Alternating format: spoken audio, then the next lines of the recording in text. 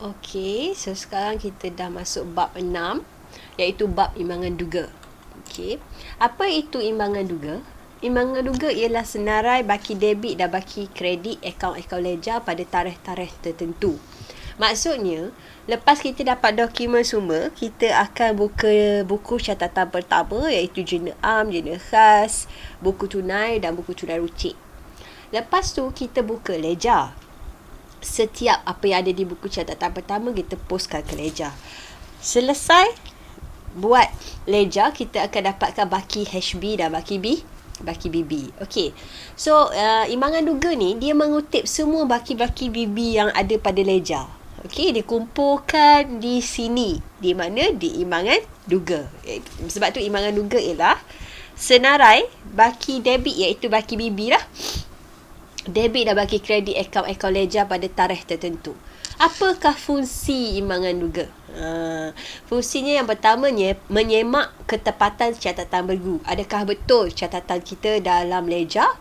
Kalau betul, maknanya kita boleh semak bakinya.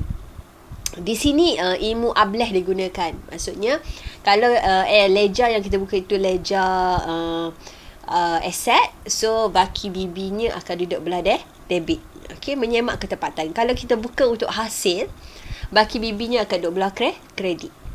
Yang kedua, menyemak ketepatan pengiraan dalam buku catatan pertama dan ledger. Maksudnya ada pengiraan yang betul atau tidak. Yang 40,000 kita tertinggal sifar jadi 4,000. So bila sampai ke imbangan duga, ia tak imbang. Di situ kita boleh kesan. Okey, pengiraan salah. Okey, di imbangan duga juga fungsi dia lah menyemak ketepatan proses pemindahan daripada buku catatan pertama ke ledger. Okey. Itu maksudnya kalau misalnya kalau katakanlah ya, contoh patutnya dari jurnal jualan, okey, ke akaun jualan dia patutnya kredit. Okey. Tiba-tiba kita letak belah debit. So di sini akan dapat dikesan di mana di imbangan duga. Kemudian memudahkan penyediaan biar nyata keuangan untuk kita dapatkan berapa jualan kita, berapa belian kita. So mudahlah untuk kita ke kitaran perakaunan kita sekarang kita dah ada kat imbangan duga. So kita menuju kepada penyediaan penyata keuangan. Okey. So imbangan duga ada dua format. Satu format bentuk T. Okey. Yang mana imbangan duga dan bentuk T, belah debit kita senaraikan semua baki-baki aset dan belanja. Belah kredit kita senaraikan semua baki-baki akhir, liability dan equity pemilik dan juga hasil. Itu bentuk T. Bentuk laju, bentuk T ni saya semua bayangkan seperti rumah teres lah. Ya? Dia ada dua pintu. Okey. Kalau bentuk laju ni macam rumah flat. Dia manjang dari atas ke bawah. Okey, imbangan duga. Debit dan kredit duduk sebelah, aset, belanja, liability, equity pemilik dan kita asingkan. Mana yang aset, nombor yang belah debit ni, nombor yang duduk belah debit adalah untuk aset dan belanja. Kalau belah kredit itu untuk liability, equity pemilik dan juga hasil. Okey, contoh. Okey, contoh ya.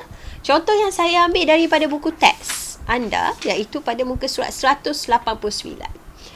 Okey, contoh satu. Contoh satu ni, okey, kita ambil lah ya. Saya dah bagi tahu, imbangan duga dia mengutip semua baki BB. So, buku tunai rucik kita mencari baki BB. Itu yang perlu kita cari. So, di sini baki BB ni duduk belah mana? Debit ke kredit? So, dia duduk penerimaan debit, betul? So, kita akan pergi ke imbangan duga. Kita akan tulis di sini.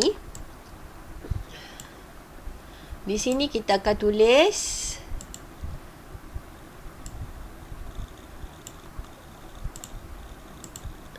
tunai runcit.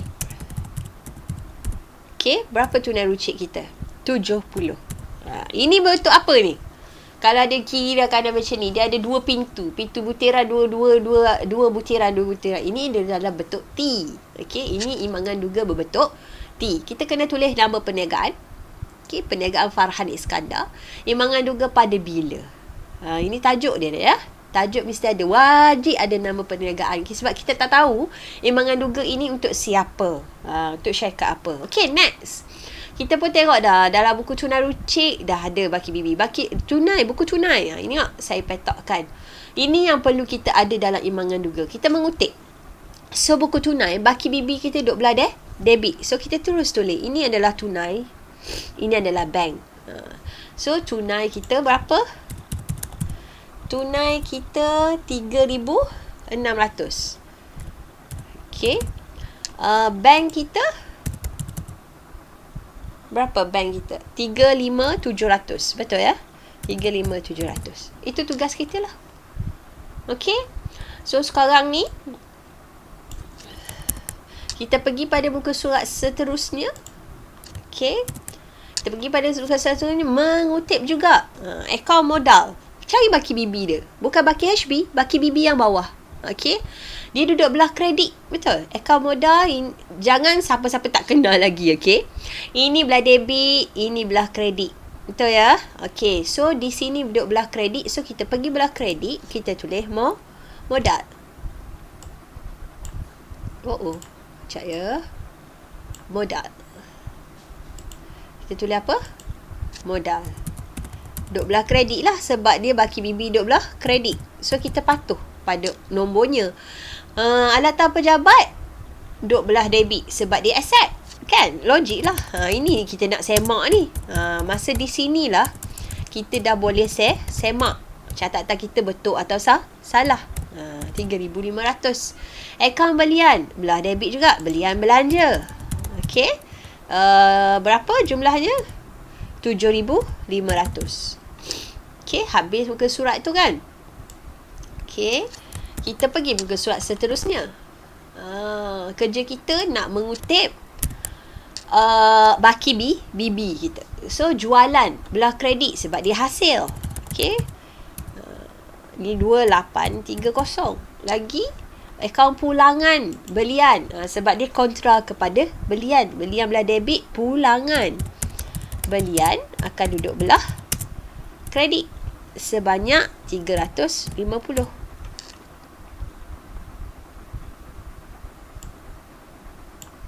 Okay, next. Akaun apa? Pulangan jualan. Kenapa pulangan jualan duduk belah debit? Sebab dia kontra kepada jualan. Jualan hasil belah kredit, pulangan di sebelah debit.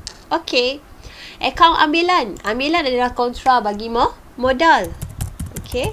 So, dia akan duduk belah debit. Ambilan kita berapa? Ambil baki bibi. Yang saya bulat-bulatkan merah itu yang perlu kita ambil. Ini adalah step untuk keimbangan duga. Gaji. Gaji adalah belanja. Betul? Ableh kan? So, dia akan duduk baki bibinya akan duduk belah debit. Okay, habis muka surat ni. Betul ya? So, kita pun pergi kepada muka surat seterusnya. Oh, duduk belah ni Okay, duduk belah ni. Sorry. So, kita mengutipnya duduk belah. Mana ya? Sekejap. Okay, kita sama muka surat seterusnya. Okay. Okay. So, akaun sewa. Sewa adalah belanja. So, baki bibinya mesti duduk belah debit. Betul? Diskaun diterima. Diskaun diterima adalah hasil. Sebab itulah dia duduk belah kredit. Ableh. Kan? 150. Okay, next akaun apa? Alat tulis. Alat tulis adalah belanja. 100. Okay, next. Belanja pejabat. Dah nama dah belanja, kan? So, dia akan duduk belah debit. Belanja pejabat. Berapa belanja pejabat? 65. Okay, next. Akaun pos. So, pos. Sebanyak 15. Dan last sekali ialah akaun derma. Betul? Derma. Sebanyak 50. Okay. So, ada lagi? Ada lagi.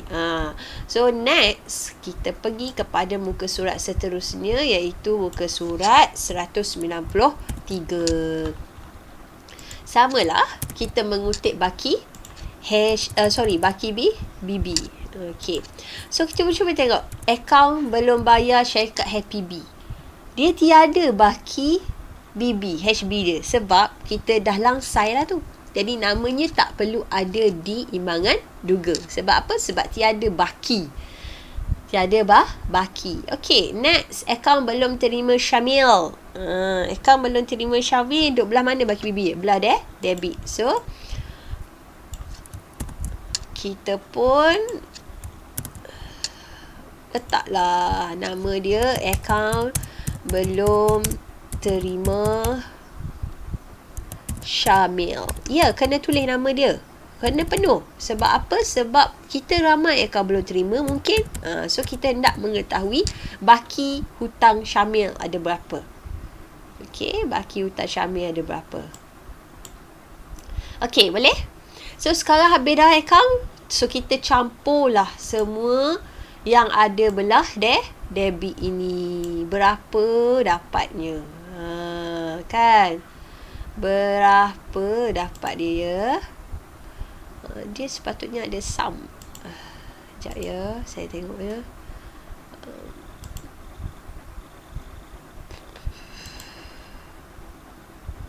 Oh, tak ada ya.